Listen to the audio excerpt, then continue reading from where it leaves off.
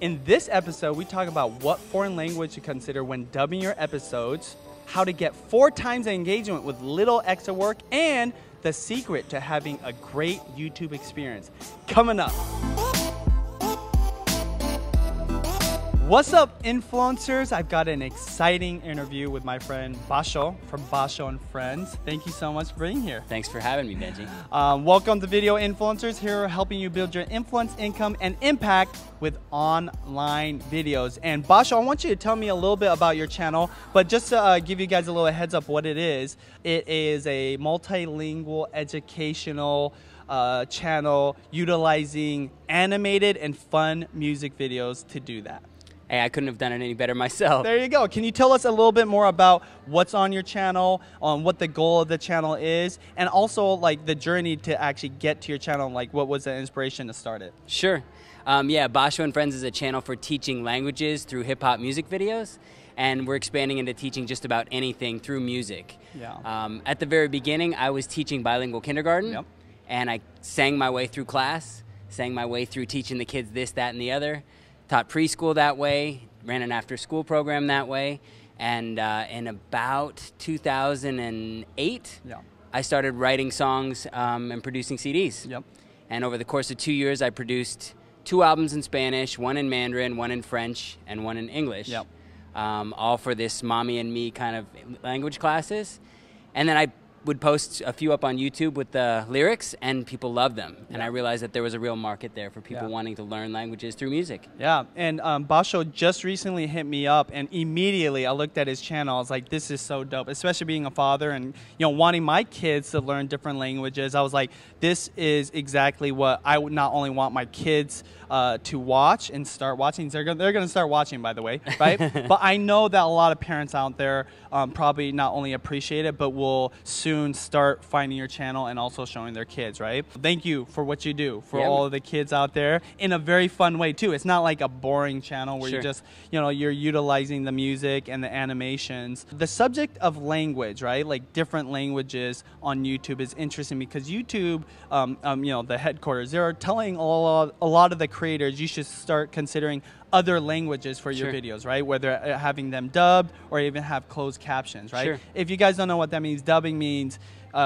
putting another language over your voice so that's in that language, or closed caption is the text at the bottom, but do it in another language, right? Sure. Can you give us a little bit of insight into that world? Because, a lot of people want to expand their audience to other countries, and any tips and tricks you might have for that. So at least for a US audience, I know that the Spanish language viewership is skyrocketing. People are watching more and more videos in Spanish, both in the US and outside, Latin America and Europe. So I think my first recommendation would be to try on Spanish. Translate your videos into Spanish, make sure you're captioning your videos in Spanish, and try to capture that audience. The direct translation can be challenging sometimes, so find someone to do a good translation for you. Totally. The automatic translation doesn't always come out properly on the other end. Totally. And then other languages are up and coming. I think it depends on what your goals are for your channel. Yeah. But if you want to reach a global audience, yeah, absolutely translating in different languages is a good idea. Absolutely, and basically, especially these countries where English isn't as popular language to learn, right? Which, obviously is getting more common that people are learning English. Just think of how many audiences out there that you can reach that you're not reaching right now because they don't understand you. Even with closed captioning, there's like so much more value in the actual voice. I have experience with this. I think I shared it with you. We had a Spanish channel for Judy, right? Where we had somebody from Mexico speaking Spanish over Judy's voice, and that was called Ikan Judy, right? And what was so cool about that was we had somebody, Gabby, want to give you a shout out, Gabby, right? Shout out to Gabby. Doing the voice layover and basically being able to reach an audience that Judy wasn't speaking to already, right? So it's great. And Judy decided she didn't want to do that, but it was a great experience. And I know a lot of creators out there are having a lot of success and in some cases doubling their audience, right? So in terms of that, I would love to visit what you do in your channel, because I know it takes a lot of work, right? Sure. And I know in the beginning you're hustling, you're doing everything. But if you feel like it, Basho, I would love to hear your thoughts on getting other people to help you out with your channel, especially with your channel, right? Sure. There's so much going on, right? Sure. There's you, there's the language, right? Obviously, you have to script yourself out, but then you have the animations and the music.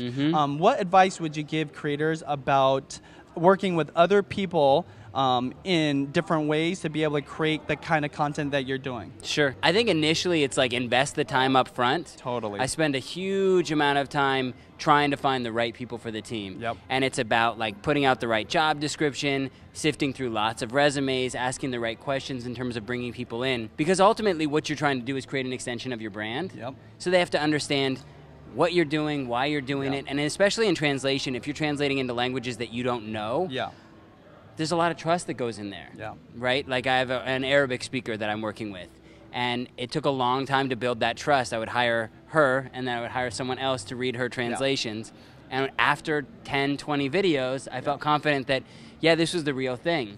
But it's a lot about building that relationship, and initially finding the right people that you can work with, because most of the people that I work with, people in Singapore, in Paris, in Egypt, in Portugal, in Panama, and then in New York and California. So I don't even see these people.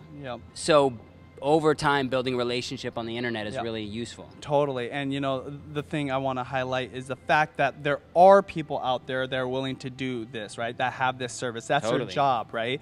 And you know, exploring that. You know, I was using Upwork, right, for a long time, but there's tons of websites. Maybe I can get some websites from you, right, and put the links down below. But again, if you have an idea, right, if there's a language you want to integrate into your content, whether through closed captioning or dubbing, there are resources out there, and they're not as expensive as you would think, right? So definitely check it out, especially with kids content, right? Do you have kids yourself? I do have 3 children. And I have 3 children too, right? So we know that kids love watching YouTube, right? And right now what's really popular is mashups, right? Mashing a whole bunch of shorter videos together. Some people may know why people are doing this, but especially in the kids content, there's some specific reasons. Can you share with us why people might want to consider doing that, especially if they have kids content, or maybe they don't have kids content, but could learn from that technique? Totally. I mean, I think this works with any sort of short form content, is you want to publish often, so maybe you're publishing 2-3 times a week, but if your content is 2 or 3 minutes, it's a short piece of content, that short content will drive the algorithm and will have people coming back to your channel, but you also want to get them in there for the watch time. And with the kids content, parents really want to give their kids something that they can sit down with and enjoy for an extended period of time. I think for parents, finding safe content online is a concern. So if you find a BASHO and Friends channel, a Super Simple Songs, a Mother Goose Club, where you're like, oh, this is good, wholesome stuff, I can trust this with my kids, and they've got a playlist or a compilation that's an hour and 30 minutes of great content, you hand your kid the device, you know that for that period of time, they're on safe content, they're learning something. So compilations have been great for us. Absolutely, and I'll tell you this, it is one of the biggest hacks people are using, right, to you know, work the algorithm, right? And when I say work the algorithm, it's not like you're cheating the algorithm, right? But YouTube wants people to stay on YouTube for a very long time, right? And if your channel is putting out content that's keeping the attention of anybody, it doesn't have to be a kid, right, for 10, 20, 30 minutes, very powerful for the, you know, favorability that your channel may or may not get. So I love that technique, and you're the first person I've ever met that I've actually been able to ask that question about, right? I knew why people were doing it, but I just wanted to, the viewers of video influencers, to hear from someone that was actually practicing it. So this is the fun part, which is called the lightning round. Can you show me what lightning would be with your hands? Oh, if on a BASHO and Friends channel, I might go. Favorite TV show? Favorite TV show? Dinosaur Train is the first one that comes to mind because my kids are watching that all the time. Yeah, it's so funny. Like, I have so many kids, movies, and shows that I watch because of my kids. I know. I kind of wish that wasn't the first thing that came to mind, but you see where my head is at. You want to know what my favorite is? Yeah. Trolls right now. Oh my gosh. Yes. It's Was such it good? a good movie. Oh, it's so good. Seen it yet. You'll like it, right? Yes. And I don't mind to watch it 20 times in a row. Cat or dog? Dog. Favorite social network? YouTube. YouTube, yeah. Coffee or tea? Coffee. What book should every influencer watching read? The Autobiography of Malcolm X. Ooh, good one. That's a unique one. What is your favorite documentary or movie? Favorite documentary or movie? Eyes on the Prize, the series, PBS series. Sweet, I love PBS. What is your hidden talent? Hidden talent, making a song out of anything. I can make a song out of anything. With Benji here in front of you, I'm gonna sing. Here we go, 1, 2, 3. Better sing with me, better sing with me. I say Benji, bring it down. I say Benji, we're going to town in Palm Springs. Here we go, we're gonna have fun, and I'm gonna bust a flow. Yeah, what? Nice. Mic drop. Not really. If you could give a TED Talk, what would the topic be about? The power of music and learning. Good one, dude. I would totally listen to that. What advice would you give your 14-year-old self? Don't start doing those things that you start doing in a few years. Okay, last one is, do you have a quote you live your life by or think about often? So my grandfather was like my closest friend. We spent a lot of time together.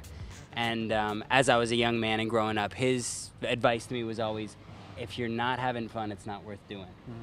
And it's something that I always come back to in terms of, you know, I work hard, I work lots of different jobs, I do lots of things, but I always try to make sure, like, if you're not having fun, pick something else. Yeah, totally. I love that. And that's a great piece of advice for YouTubers, right? Yeah, totally. Make sure when you're starting a channel, or if you've already started a channel, that you're always having fun, right? Because hopefully it doesn't feel like a job, because, you know, sometimes it'll show in your face. So great wisdom for YouTubers and anybody in general. So thank you so much. I really appreciate it. Benji. We're going to put Basho's links down below. Where can they find you on social media? Basho and Friends, Instagram, Facebook, Twitter. BASHOANDFRIENDS. Basho and Friends. You guys, check it out. And as always, here on Video Influencers, helping build your influence, income, and impact with online videos.